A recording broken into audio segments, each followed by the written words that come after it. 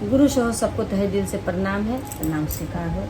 आज मैं एक कथा आप लोग के पास लेकर आई हूँ। आशा करती हूँ कथा आप लोग को ज़रूर अच्छा लगेगा। तो कथा इस प्रकार से है कि एक राजा थे। राजा के 3 बेटी थी। तो राजा ने एक दिन सोचा कि हम तो दरबार करते हैं, सबको न्याय देते हैं, सबको पूछते हैं, तो हम अपना घर में भी हमें पूछना चाहिए कि कौन हमसे खुश है, कौन हमसे रुष्ट है। तो इस तरह का दरबार राजा ने लगाया। अपना घर का पूरा फैमिली को बुला करके बैठा कर पूछते हैं कि भाई तुम लोग किसका कमाई खाते हो, तुम लोगों को हम किस तरह से रखते हैं, ऐसा बताओ। ये राजा के तरफ से मतलब वचन था। तो राजा का 2 बेटी थी। जो दोनों बेटी ने कहा कि पिताजी हम लोग आपका कमाई खाते हैं, आप लोग के सहारे जिंदा है, अगर आप लोग नहीं हो तो हम जीवित नहीं हो सकते हैं। तो राजा बहुत खुश आया कि चलो भाई मेरी बेटी दोनों ऐसा बोली।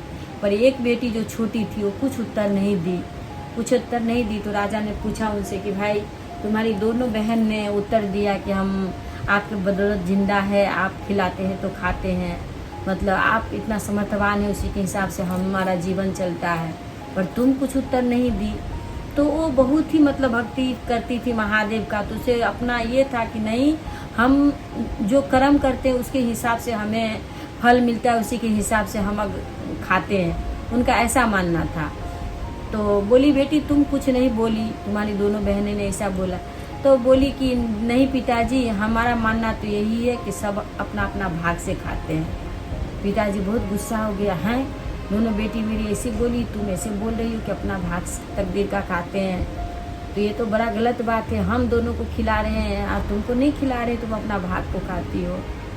तो देखिए बात तो कहीं ना कहीं सच है, क्योंकि देखिए एक बच्चा का जब जन्म होता है, जब बच्चा पेट में होता है तो माँ को देखिए स्तन से दूध नहीं आता, लेकिन जब वही बच्चा पृथ्वी में सृष्टि पर आई और उसका आधा घंटा 10 मिनट के बाद देखिए माँ का स्तन में दूध होता है। तो अपना ही किस्मत का खाता है, मतलब आई किस्मत लेके जमीन पे धरती पे और भगवान देते हैं, तो भगवान ही उनको खिलाते हैं ना। भगवान का ही जो दिया हुआ है वो खाते हैं हम आप सब, कोई किसी का नहीं खिला सकते हैं जब तक हमारा किस्मत में लिखा न हो, जब हम अपना नहीं खाए। तो बोली कि ठीक है भाई, ऐसा तुम बोली हो तो गांव अपना सब दरबार में सबको बोल दिए कि देखिए ऐसा करिएगा, दोनों बेटी का शादी जो है राजा घर में कि जैसे अपना पैसा वाला उससे भी बड़ा लोग ढूंढ करके जो 2 बेटी का शादी किए। और जो बेटी बोली कि नहीं पिताजी हम अपना भाग तकदीर का खाते हैं, तो उसे कहा कि जितना गरीब हो सके, जितना नीचत दलित हो, इसके साथ इसका शादी कर देना होगा। तो सबको द्वारपाल को, नौकर चाकर को बोला कि देखो गांव में ऐसा लड़का ढूंढो जो सबसे भिखारी हो, इसको हम देखना चाहते हैं कि अपना भाग का ये कैसे खाती है। तो वो तो थी सिर्फ शिष्या, गुरु पे उनका बहुत ही पक्का भरोसा था, बहुत भरोसा करती थी भगवान पे, पूजा पाठ करती थी, घर का काम धंधा करते हुए अपना भगवान पे भरोसा हमेशा रखता था कि हे सदानंद आप जो देते हैं आप ही के हिसाब से हम लोग जी रहे हैं, आप ही के हिसाब से हम लोग खा रहे हैं। तो पिताजी ने क्या किया कि पूरा गांव में ढूंढते एक लकड़हारा देखा कि बहुत ही गरीब लकड़ी काट रहा है पेड़ पे चढ़ के। तो देखा कि इससे ज़्यादा गरीब और क्या हो सकता है जो लकड़ी काट करके बेच करके अपना जीवन व्यतीत करता हो। तो उसी के साथ जो है इसका शादी कर दिया जाए। तो उसका शादी कर दिया। पर माँ तो माँ होती है, तो जब बेटी जाने लगी तो उसका खोइच में देखिएगा कि बेटी का जब माँ के घर से जब बेटी विदा होती है तो उसका खोइच में देखिएगा कुछ धान, दुब्भी, हल्दी ऐसे कुछ देता है। तो माँ ने क्या कि एक सोना का कॉइन जो है उसमें डाल करके और बेटी को आंचल में बांध करके जो भेज दी। तो जितना दिन देखिए वो कॉइन चला, जितना दिन बेचारी उसका खर्चा करके कुछ तो उसका लग जाता था पूजा पाठ में, क्योंकि बहुत धार्मिक थी, बहुत पूजा पाठ में विश्वास करती थी, बहुत अपना किस्मत पे अपना कर्म पे भरोसा करती कि कर्म अच्छा करेंगे तो ज़रूर अच्छा से रहेंगे, और भगवान पे भरोसा करती थी। तो क्या हुआ कि वो पैसा जब तक चला फिर क्या होगा, तो उसका पति जो था लकड़हारा, जो लकड़ी काट के डेली लाता था, तो घर में रहती थी, सास ससुर का सेवा करती थी और खाना वाना बनाती थी, इतना ध्यान नहीं देती थी। और उसका पति जो है डेली लकड़ी लाता था और छोटा लकड़ी का बैंडल बना के जो है इसको बेचता था।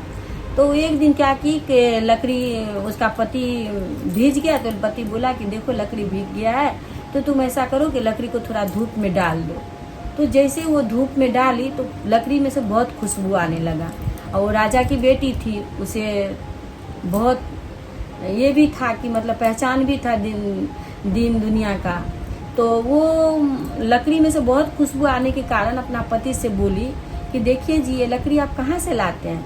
तो बोला क्यों, जंगल से काट कर लाते हैं। बोला देखिए, ये लकड़ी जो आप लाते हैं ना, ये बहुत ही कॉस्टली लकड़ी है, ये चंदन का लकड़ी है। इसका छोटा छोटा टुकड़ा मार्केट में बिक्री होता है, इससे घिसकर भगवान को चंदन किया जाता है। तो आप ऐसा करिएगा, डेली आप लकड़ी लाइएगा और उसे जो है सो हम आपको थोड़ा छोटा छोटा ये बना देंगे, उसी हिसाब से आप जो है सो बाजार में बिक्री करिएगा।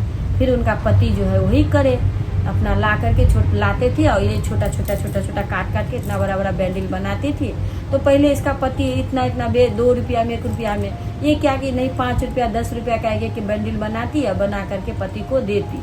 तो कुछ उन्नति होने लगा, ज़्यादा पैसा कमाने लगा, कुछ घर का काया भी चेंज हुआ। तो एक दिन क्या हुआ, बहुत ही चिंतित उनके हस्बैंड थे। तो पति को बहुत चिंता में देख करके बोली कि क्या हुआ, आज आप बहुत चिंतित है? तो बोले कि देखिए, जब से आप मेरे घर में आए हैं तो हमारा घर का तो काया चेंज हो गया, लेकिन जिस पेड़ से हमें लकड़ी काट करके लाते थे और बेचते थे तो वो ख़त्म हो गया, बस उसका जड़ ही अब पड़ा हुआ है। तो इसी वजह से चिंता है कि अब तो ये भी ख़त्म हो गया, तो अब हम लोग क्या करेंगे? बोली कोई बात नहीं, हम चलेंगे आपके साथ रात में और जड़ कोड़ के जो है सो लेके आ जाएंगे। तो पति ने कहा ठीक है। दोनों पति पत्नी जब रात हुआ तो गई, जा करके जो जड़ कोड़े, तो जड़ जो कोड़ रहे तो अंदर से खन खन करके आवाज़ आ रही है। तो आवाज़ आ रही है तो बहुत दम लगा के दोनों पति पत्नी परिश्रम करने के बाद उसको नीचे से एक सोना का घड़ा मिला। तो घड़ा मिला तो उसमें बहुत सारा सोना चांदी है, क्योंकि देखिए चंदन का वृक्ष जो होता है ये बहुत ही शुभमय वृक्ष होता है।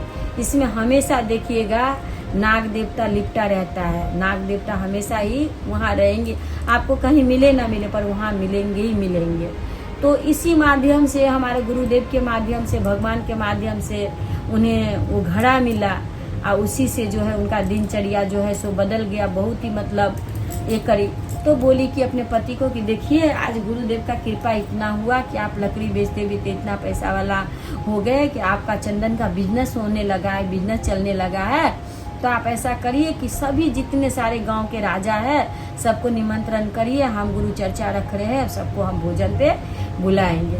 तो सबको बुलाने लगे। इसका राजा जो थे, जैसे ही बेटी घर से निकली वैसे ही राजा का जो है सो मतलब वो धार्मिक टाइप की बेटी थी, घर में रहती थी, पूजा पाठ से कहीं ना कहीं बाप का भी अपना उन्नति होता था। तो जैसे ही गई उस तरह से उनका पिताजी का भी बिजनेस सब कुछ ठप होने लगा। अब सबको बुलाई निमंत्रण पे, तो पिताजी भी आए। पिताजी आए तो पहचाने नहीं बेटी को कि ये मेरी वही बेटी गरीब है जिसकी मैं शादी की थी एक लकड़हारे से। तो सबको मतलब पाँव छू के बोलती, पिताजी बोलिए ना भोजन कैसा बना हुआ है। फिर प्रणाम करती, बोलती पिताजी बोलिए ना भोजन कैसा बना हुआ है। सबको प्रणाम करते करते जब अपने पिताजी के पास गई तो उन्हें नहीं ये लगा था कि मेरे पिताजी भी, उनको भी बोले कि पिताजी बोलिए ना भोजन कैसा बना है। तो पिताजी बेटी को पहचान लिए, बेटी भी अपना पिताजी को पहचान ली। पहचान करके वो तो बहुत ही मतलब दंग रह गए। तो बाप रे बाप, इतना बड़ा धनवान मेरी बेटी, मुझसे भी बड़ा। सही में मेरी बेटी अब बोली थी कि लोग अपना अपना कर्म से अपना अपना भाग से खाते हैं। आज मेरी तो पिताजी वहीं पे बेहोश उनका हो गई। बेटी का राज ठाट इतना सब कुछ देख करके उनको ये दुख लगा कि हम कैसा हाल में बेटी को शादी दिए थे, आज मेरी बेटी कैसा हाल में मेरे को मिला कि मैं बेटी के दरवाजे पे बैठ के भोजन खा रहा हूँ। तो पिताजी वहीं पे मूर्छित हो गए। फिर वो क्या की, वो तो धार्मिक थी, पूजा पाठ में बहुत भरोसा रखती थी। तो गुरु का जो कलश में पानी था वो ले करके जो पिताजी के मस्तक पे थोड़ा सा डाली, गुरु से प्रार्थना करी कि हे गुरुदेव, मेरे पिताजी को यहाँ पे कुछ हो जाएंगे तो मैं कलंकित हो जाऊंगी, तो मेरे कृपा करके मेरे पिताजी को आप अच्छा कर दीजिए। फिर ऐसा प्रार्थना करने से पिताजी उनके अच्छे हो गए। तो दोस्तों ये बात सही है कि इंसान अपना ही कर्म से खाता है, लेकिन जहाँ पे कर्म और धर्म दोनों अगर मिल जाए तभी इंसान सक्सेस होता है, तभी दिन दुगनी और रात चौगनी होता है। ऐसे तो देखिए आप कितना भी मेहनत करोगे इंसान कमाता है खाता है, लेकिन जब प्रभु का कृपा होता है, जब महादेव का कृपा होता है, तो देखिएगा थोड़े में आपका बरकत होने लगेगा, थोड़े में आपका दिनचर्या बहुत अच्छा से चलने लगेगा। तो हमें अच्छा भाव, गुरु के प्रति विश्वास लेकर के हमेशा चलना चाहिए, और कर्म और धर्म दोनों को लेकर ही चलना चाहिए। कर्म भी करना चाहिए और धर्म भी करना चाहिए। जिस अनुसार हमें महादेव गुरुदेव दिए हैं, जिस अनुसार हमें साहेब भैया नीलम दीदी के माध्यम से मिला है, उसी माध्यम से हम लोग को चलना चाहिए। तो आशा करती हूँ ये कथा आप लोग को अच्छा लगेगा। अगर अच्छा लगे तो आप लोग कमेंट बॉक्स में लिख के जरूर बताइएगा। तो हम गुरु सबको फिर से प्रणाम करते हैं। हमारा प्रणाम।